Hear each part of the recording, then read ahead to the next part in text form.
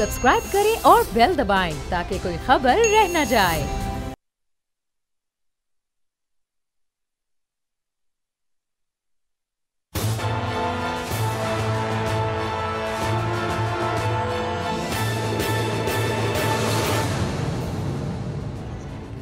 अस्सलाम वालेकुम नाज़रीन, मैं हूं आपका मेज़बान समी इब्राहिम और आप देख रहे हैं प्रोग्राम तज्ज़िया। मेरे साथ एशियन न्यूज़ के ग्रुप एडिटर राना ताहिर होंगे। और वैसे तो आज कोई मौज़ूआत की कमी नहीं थी, बड़े बड़े इम्पॉर्टेंट इश्यूज़ हैं, डेवलपमेंट्स हो रही हैं।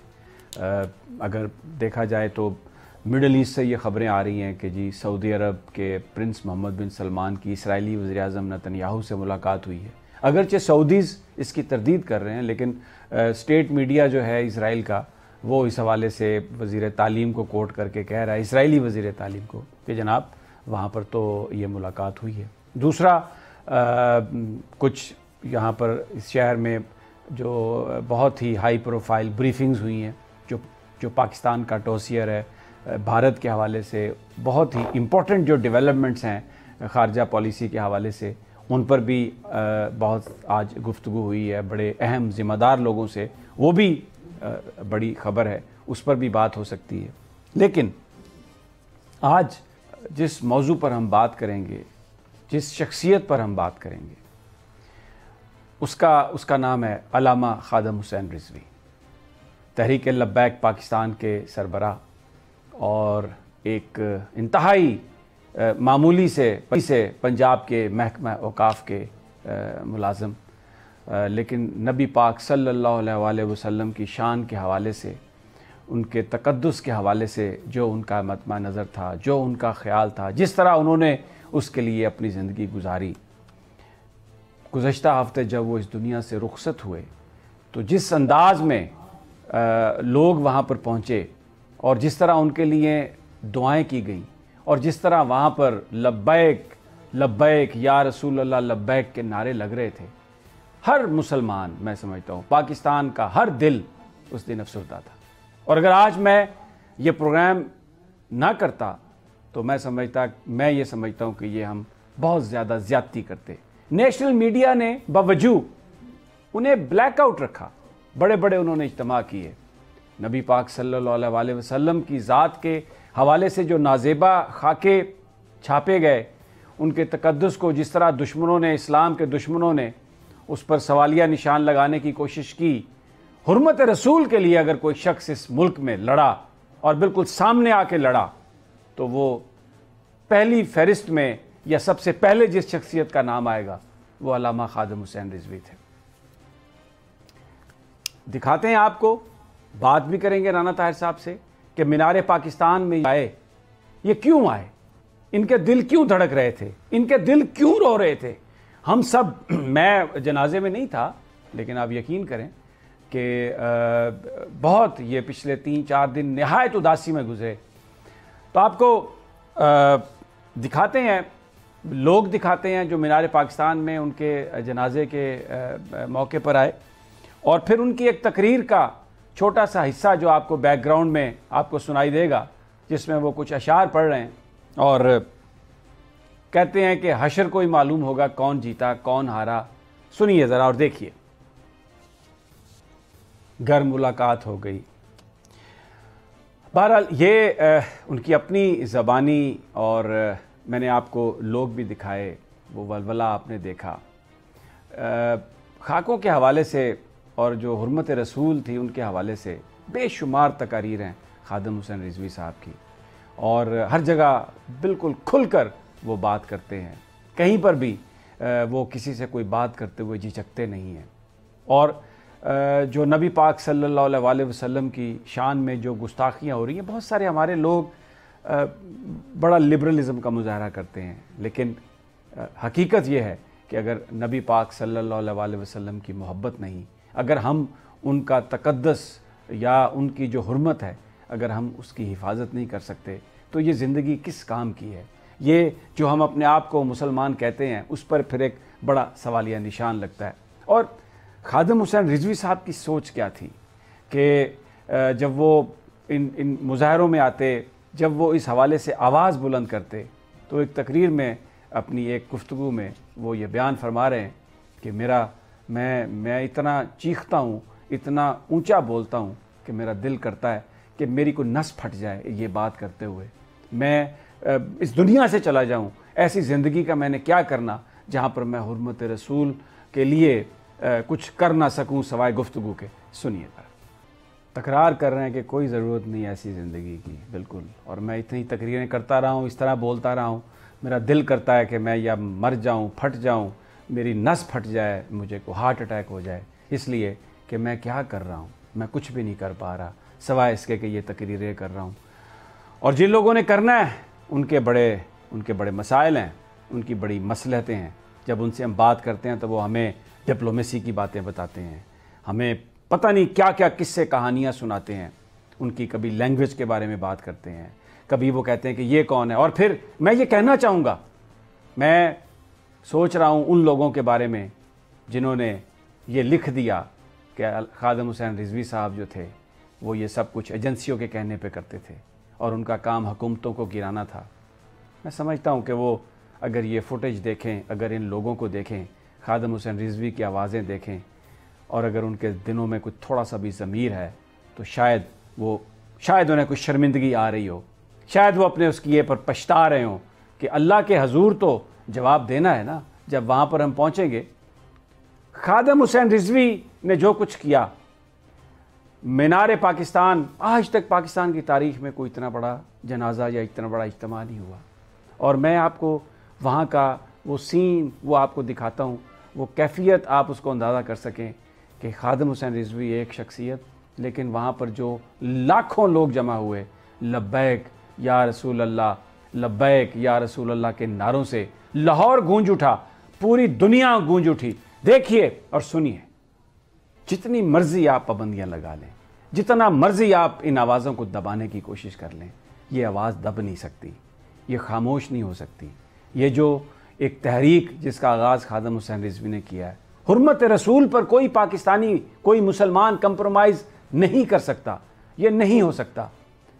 بڑی ہم نے منافقت کی، اتنے بڑے بڑے اجتماعات ہوئے، اتنے بڑے بڑے جلوس نکلے، ہم نے نہیں اسکرین پر دکھایا، ہماری مصلحتیں ہمارے آڑے آئی ہیں، لیکن اور شاید یہ جو ہمارے ساتھ جو کچھ ہو رہا ہے اس کی وجہ بھی یہ ہے کہ ہم نبی پاک صلی اللہ علیہ وسلم کی جو حرمت ہے، ان کی جو ہمارے دلوں میں جو محبت ہونی چاہیے، ان کے نام کے لیے، ان کی عزت کے لیے جس طرح ہمیں قربانی دینے کے لیے تیار ہونا چاہیے، شاید ہم اس سے بہت دور چلے گئے۔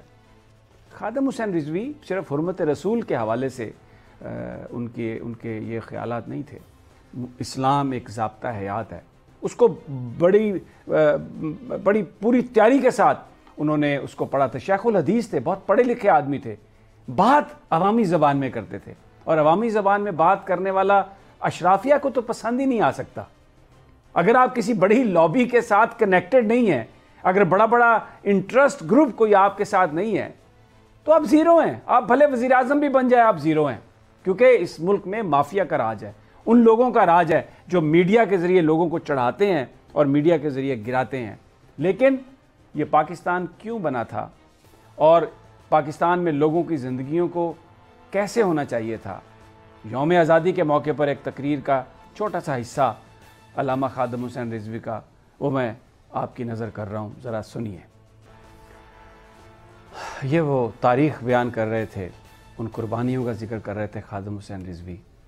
لہجے سے آپ محسوس کر سکتے ہیں، انداز سے آپ دیکھ سکتے ہیں کہ یہ آوازیں دل سے نکل رہی تھیں، یہ کسی کو خوش کرنے کے لیے نہیں تھیں، وگرنہ ایک شخص جو محکمہ اوقاف پنجاب کا ملازم تھا، جو پنڈی گھیپ میں پیدا ہوا اور پیر مکی مسجد داتا دربار صاحب کے ساتھ وہاں پر وہ امام مسجد تھا، اور جب نبی پاک صلی اللہ علیہ وسلم کی حرمت کے حوالے سے سلمان تاثیر کا والا واقعہ ہوا تو اس کے بعد انہوں نے پورے پاکستان کا دورہ کیا اور بات انہوں نے حرمت رسول کی اس پر انہیں نوٹس ملے، ان کی نوکری چلی گئی، نوکری کی انہوں نے پرواہ نہیں کی، اور پھر جب جہاں پہ وہ جاتے تھے نبی پاک صلی اللہ علیہ وسلم کی بات کرتے تھے، دل سے بات کرتے تھے، لوگ ان کی طرف امڑتے چلے آئے، اور ایک معمولی لیکن یہاں پر وہ لوگ، وہ بڑے بڑے لوگ، وہ بڑے بڑے سیاستدان جو ہم پر مسلط ہیں،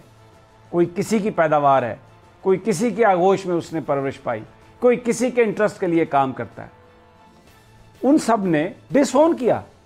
اور یہ کہہ کر یہ گفتگو عام، جب بھی ہم بھی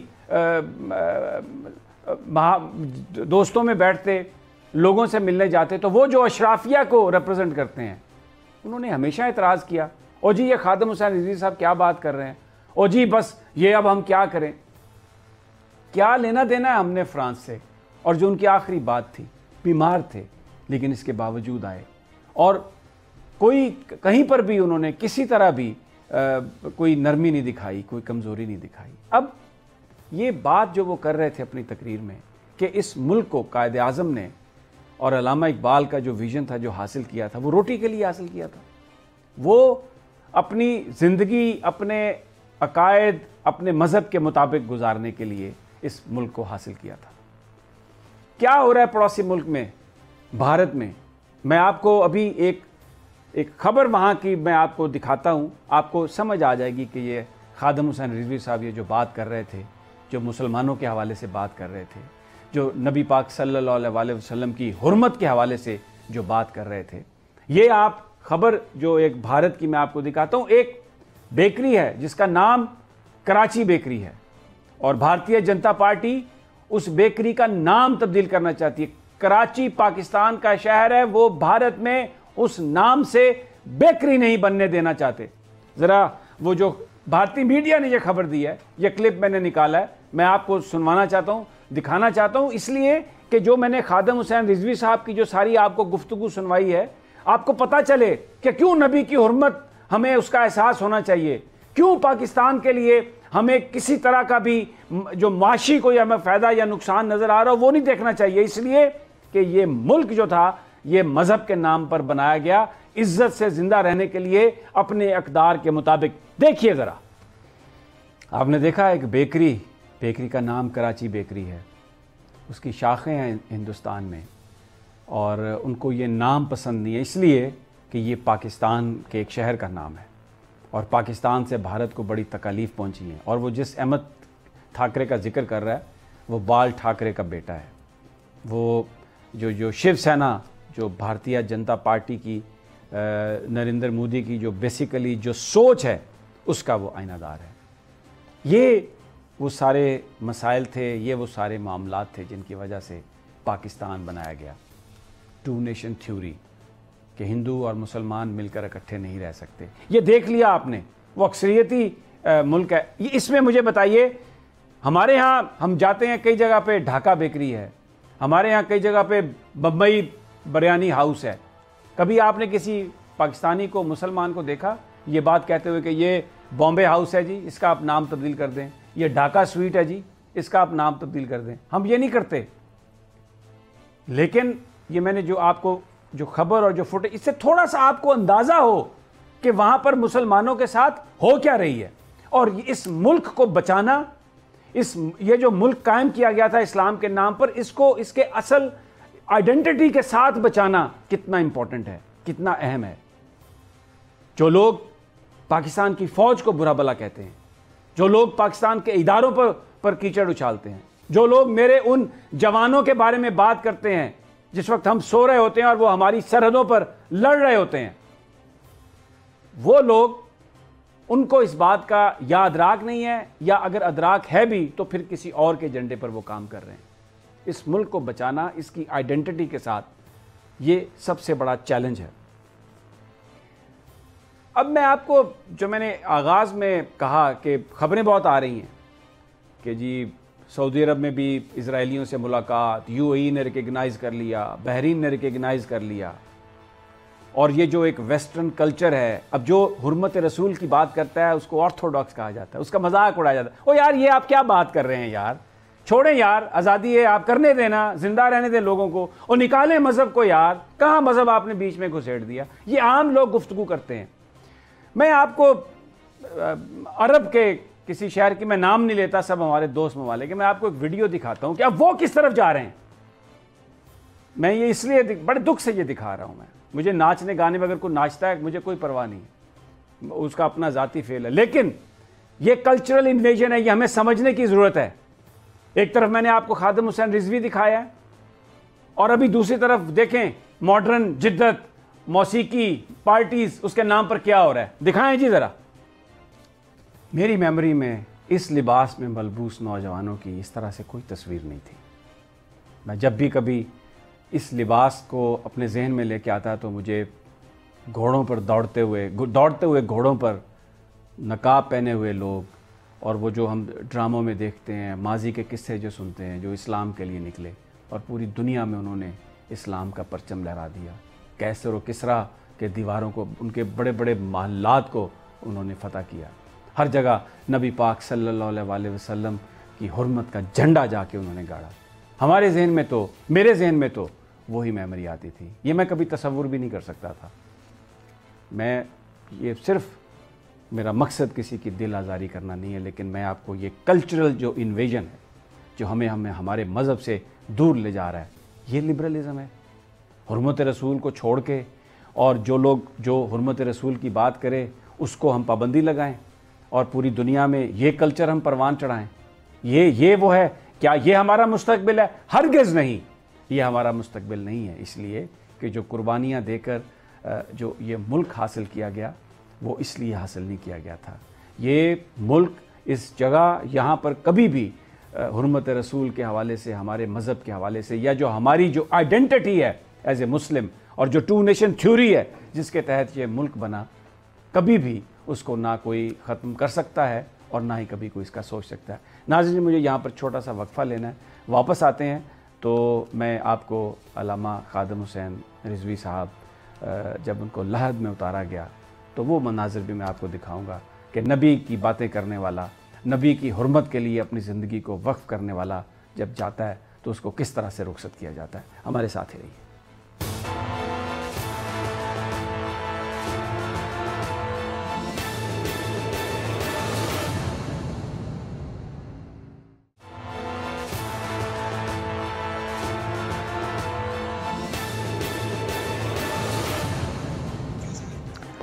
ویلکم بیک ناظرین۔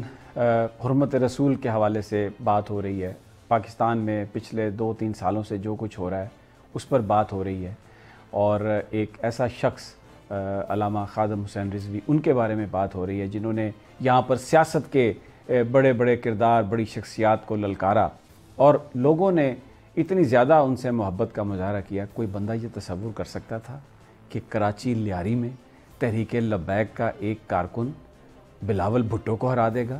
اس بلاول بھٹو کو، جہاں پر کراچی پیپلز پارٹی کا گڑھ ہے، یعنی لیاری میں کوئی بندہ سوچ سکتا ہے کہ بلاول بھٹو ہارے گا، اور وہ بھی کس سے؟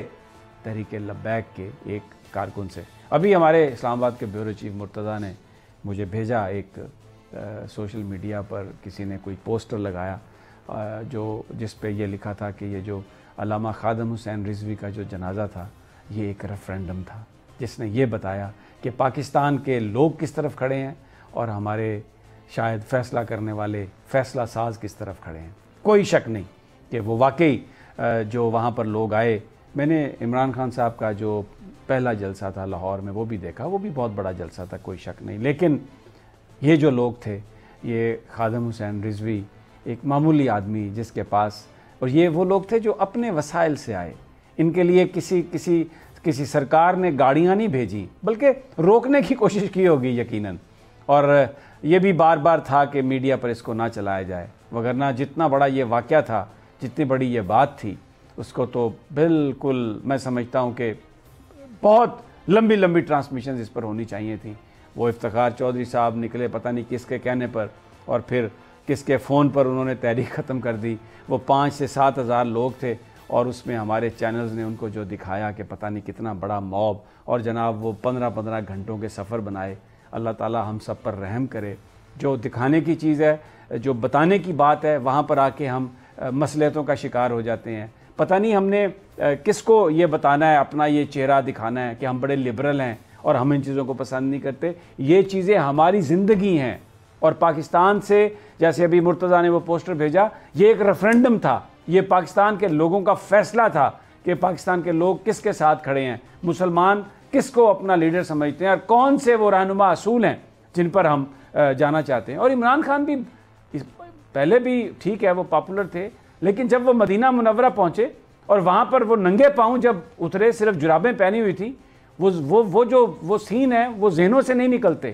بہت عزت میں اضافہ ہوا عمران خان کی کہ اگر میرے نبی پاک صلی اللہ علیہ وسلم کی گلیوں میں کوئی شخص اس لیے جوتا اتار دے کہ یہ میرے آقا کی گلیاں ہیں، تو یقیناً کوئی بھی جو مسلمان ہوگا اس کے دل میں اس کی جو محبت ہے، اس کی جو عقیدت ہے، وہ چلی جائے گی، اوپر چلی جائے گی، بہت بڑھ جائے گی. اس لیے کہ جو میرے آقا کی عزت کرے گا اللہ تعالیٰ اس کو عزت سے نوازتا ہے اس دنیا میں.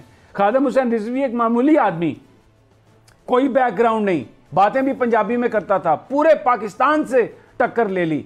لیکن آپ دیکھیں جس وقت اس دنیا سے رخصت ہوا تو کس طرح درود پاک پڑھا جا رہا تھا، اللہ کا کلام پڑھا جا رہا تھا. لاکھوں کروڑوں لوگ وہاں موجود اس کے لیے دعا کر رہے تھے، اور کروڑوں لوگ جن میں میری مائیں، بہنیں، بچیاں شامل ہیں، وہ اپنے گھروں میں ان کے لیے دعا کر رہی تھی.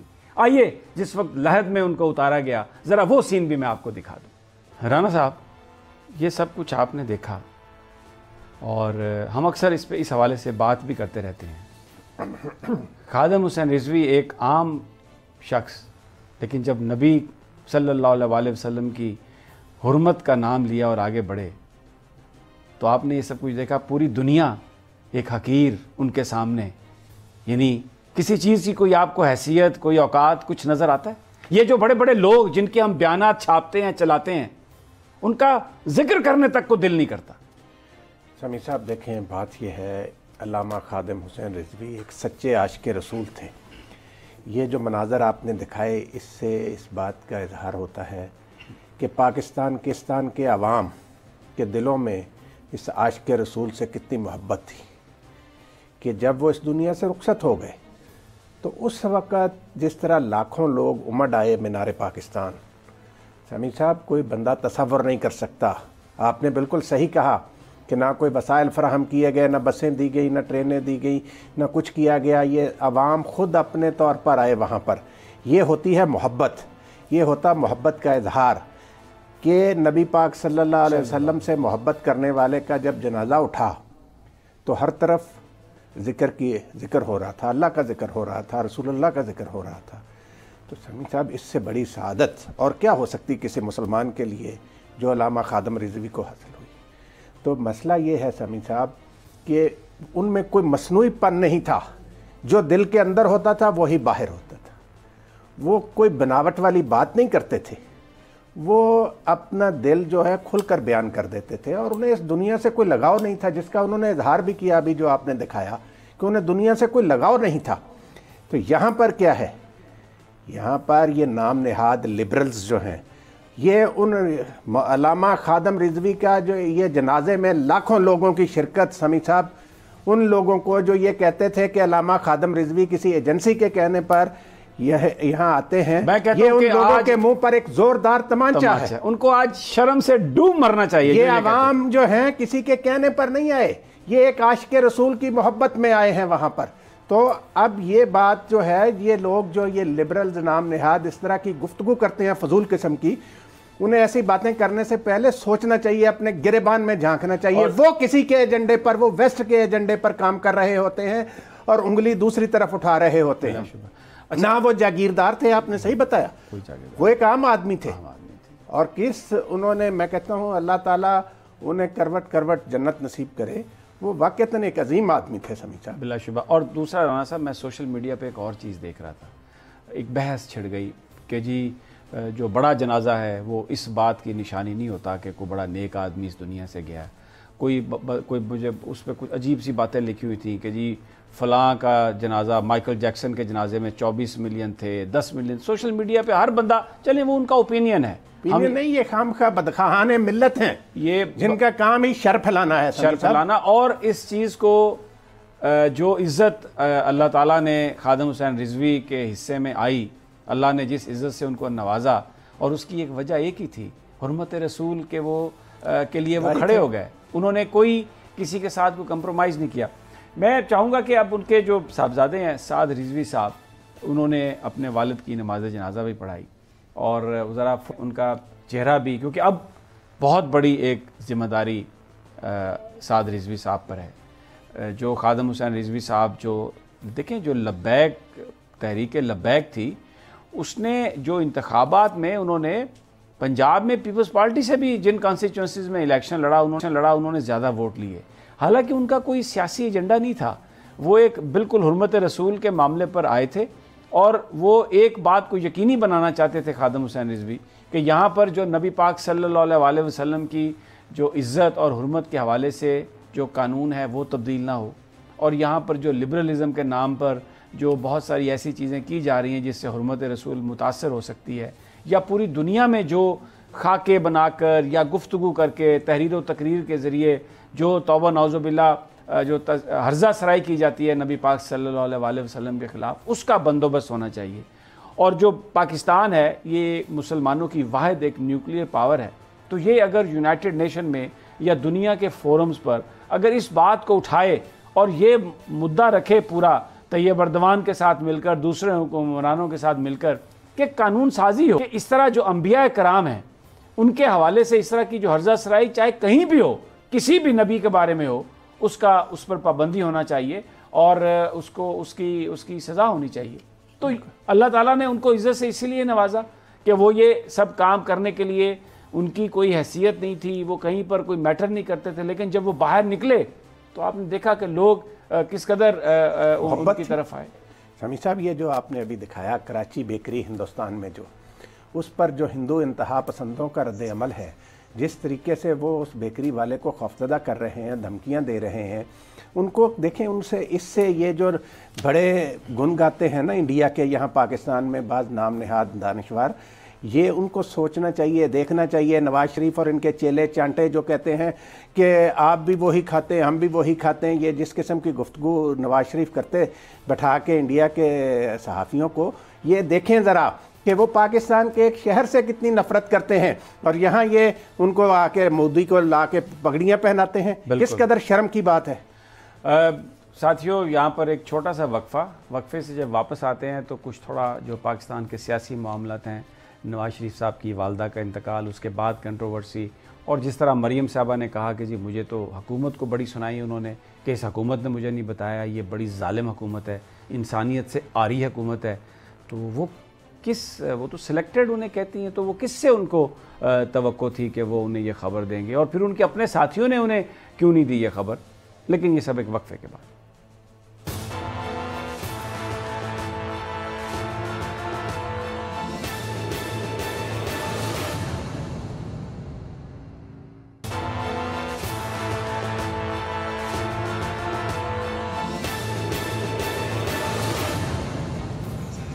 ویلکم بیک ناظرین۔ بریک پر جانے سے پہلے ہم علامہ خادم حسین رضوی صاحب کا جو سفر آخرت ہے اس کے حوالے سے بات کر رہے تھے، ان کی قربانیوں کے حوالے سے بات کر رہے تھے، اور جنازہ بڑا ہو یا چھوٹا ہو اس پر بھی بات ہو رہی تھی جو ایک کنٹروورسی ہے۔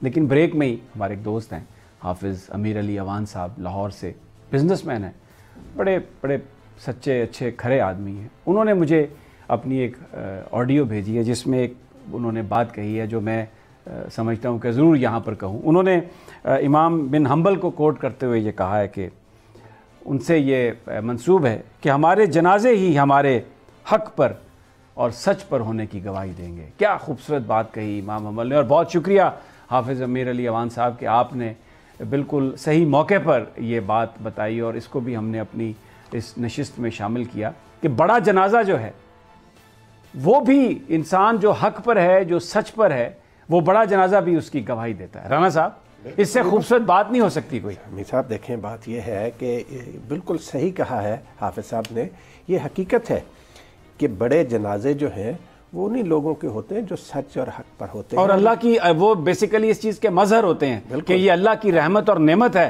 ان لوگوں کے لیے کہ اتنی خلق خدا جب آ کے اللہ کے آگے دعا کرے، اس سے بڑی اور کیا ہو سکتی ہے۔ امیر صاحب، اس دن جس دن یہ تو کہتے ہیں مینار پاکستان اور ارد گرد کی سڑکیں جو تھیں، آپ بتا رہے تھے کہ وہ شاہی مسجد کے دروازے بھی کھولے گئے، اتنے زیادہ لوگ آ گئے کہ وہاں بھی لوگوں نے کھڑے ہو کر نماز جنازہ ادا کی اور دعائے مغفرت کی۔ بہرحال آج جو دوسری جو خبر میں نے کہا تھا کہ ان کی والدہ کا انتقال ہوا، نواز شریف صاحب کی، اللہ تعالیٰ ان کو رحمت میں جگہ دے، ان کے درجات بلند کرے. کوئی ہمارا کوئی یہ مائیں سب کے لیے ٹھنڈی چھائیں ہوتی ہیں اور یقیناً ان کو بڑا دکھ ہوگا. لیکن میں اس بات پر وہ ذرا جو ان کا سامیہ راحل قاضی صاحبہ جو ہیں قاضی حسین احمد صاحب کی صاحبزادی وہ گئی ہیں افسوس کرنے کے لیے مریم نواز صاحبہ سے, اور وہ چٹ انہوں نے چھوڑی ہے. وہاں پر انہوں نے ملاقات کی بھی اجازت نہیں دی ہے. تعزیت کرنے جو بندہ آیا ہے وہ مریم صاحبہ اس سے بھی نہیں ملی اور یہ کہتی ہیں کہ ملنے کی اجازت نہیں ہے, کرونا کی وجہ سے ملنے کی اجازت نہیں ہے, یا وہ سمجھتی ہیں کہ نہیں لوگوں کو, غریبوں کے بچوں کو آپ بلاتے ہیں جلسوں میں, خود بھی جاتی ہیں ماسک پہن کے. اور وہ اب وہ جو سامیہ راحل قاضی ہیں قاضی حسین احمد صاحب کی بیٹی ہیں, صاحبزادی ہیں اور MNA رہی ہیں. اور قاضی صاحب بہت عظیم آدمی بہت بڑے عالم دین تھے. مجھے یہ مجھے سمجھ نہیں آئی کہ یہ گھر سے لوٹا دیا, ایک چھوٹی سی چٹ وہ چھوڑ کے گئی ہیں. یہ اخلاق ہے سمیع صاحب, یہی تو بات ہے. اور ایک طرف کہتے ہیں کہ شہباز شریف اور حمزہ شہباز کو پیرول پر رہا کریں کیونکہ ملک بھر سے لوگوں نے تعزیت کے لیے آنا ہے. بھئی جو گھر میں بیٹھی ہیں وہ تو تعزیت وصول نہیں کرتی.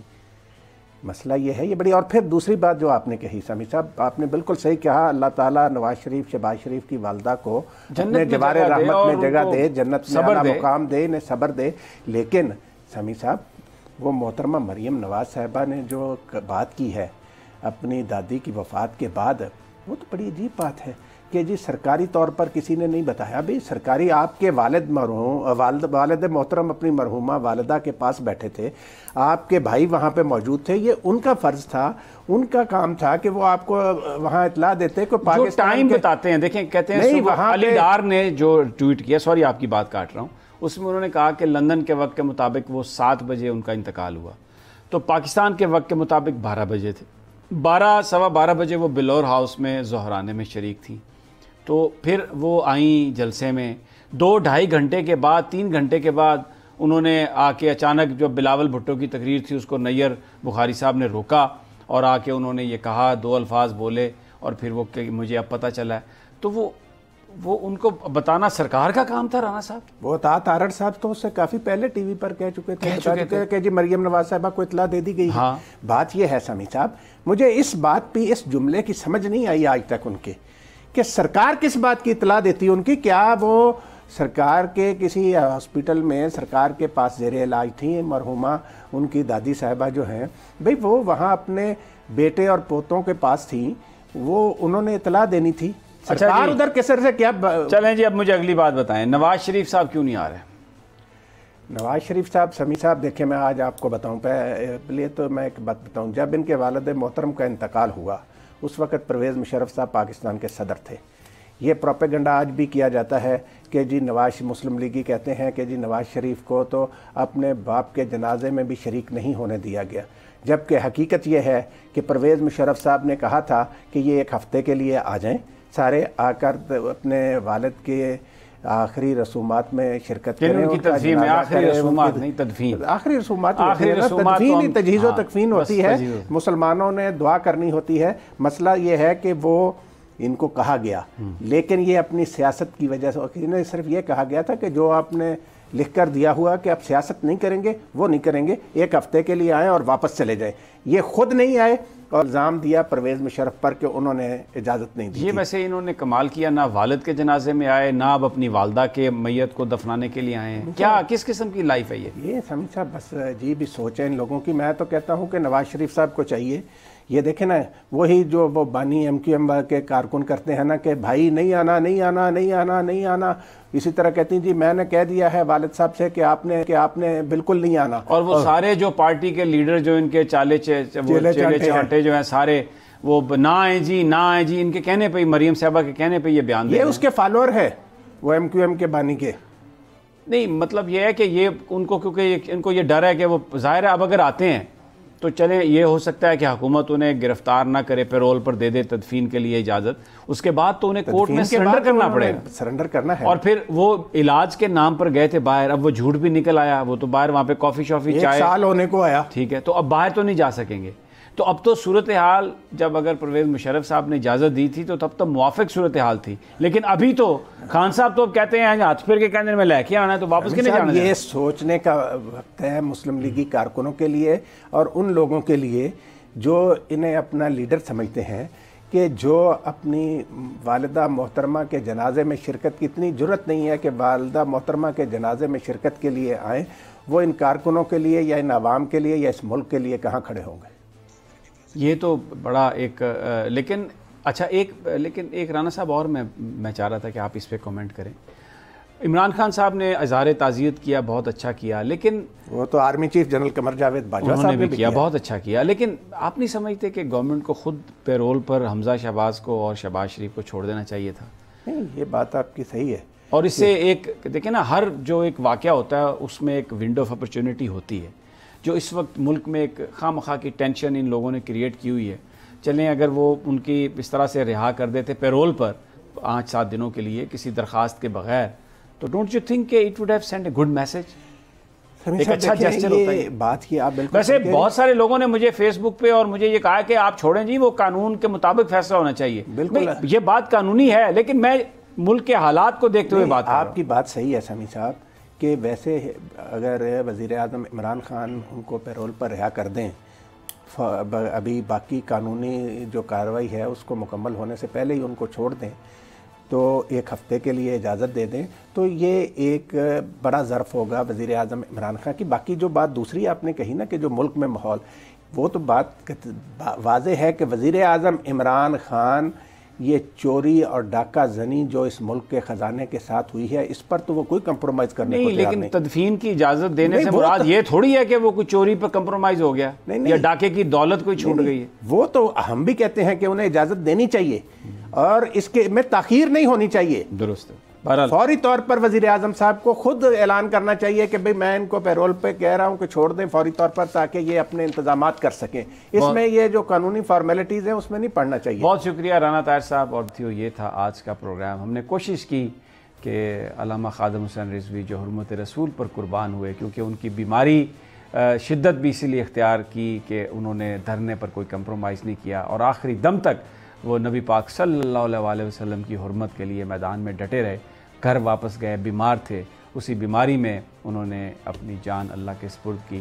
اللہ تعالیٰ ان کے درجات بلند کرے، اور ان کے جو صاحبزادے ہیں سعد رضوی، ان کو یہ توفیق دے، اللہ ان کو اتنی ہمت دے کہ وہ اپنے والد کے مشن کو لے کر آگے چلیں. اور یہ جو قوم ہے یہ تو ڈیفینیٹلی تحریک لبیک کے پیچھے ہے، اور نبی پاک صلی اللہ علیہ وسلم کی شان کے حوالے سے کسی طرح کا بھی کوئی کمپرومائز کبھی برداشت نہیں کرے گی. اجازت دیجیے، کل پھر انشاءاللہ ملاقات ہوگی. اللہ نے کے بعد.